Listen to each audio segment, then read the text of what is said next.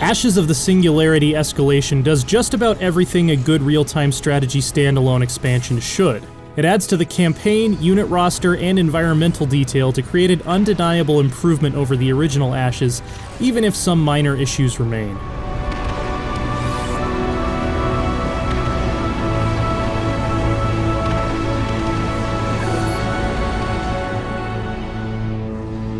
Unit variety has increased a fair bit, with notably welcome additions in the realm of heavy aircraft and upgradable defensive structures. Not all of them feel meaningful, but having a bit more punch behind static emplacements makes turtling against frigate or bomber spam a more viable strategy.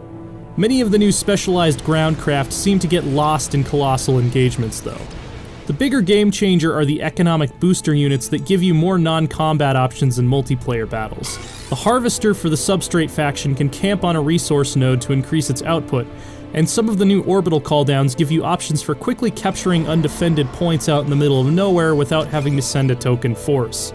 My favorite new feature is the addition of a Supreme Commander-style strategic zoom, which allows you to pull back and see units, structures, and resource points represented by distinctive and highly readable icons. The one minor annoyance is that you can't really see elevation, which is important in Ashes, so I often found myself using lower zoom levels just so I could keep track of it.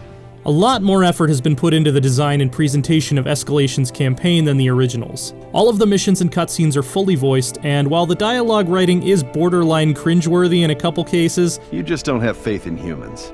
Oh, you wound me, sir. The story remains interesting, complex, and intelligently crafted.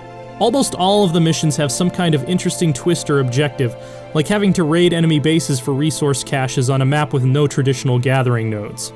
Frustratingly, there's still some weirdness with the Form Army button refusing to function reliably past a certain number of units. If there's an upper limit the engine can handle, I'd prefer the interface just make me aware of it and gray out the button when I've selected too many. Escalation succeeds at making Ashes of the Singularity a bigger, better, sleeker game, and I look forward to pitting my wits against fellow commanders in some of the largest, most complex, and lovingly detailed mega-wars currently available on any platform. For more on Ashes of the Singularity, stick with IGN.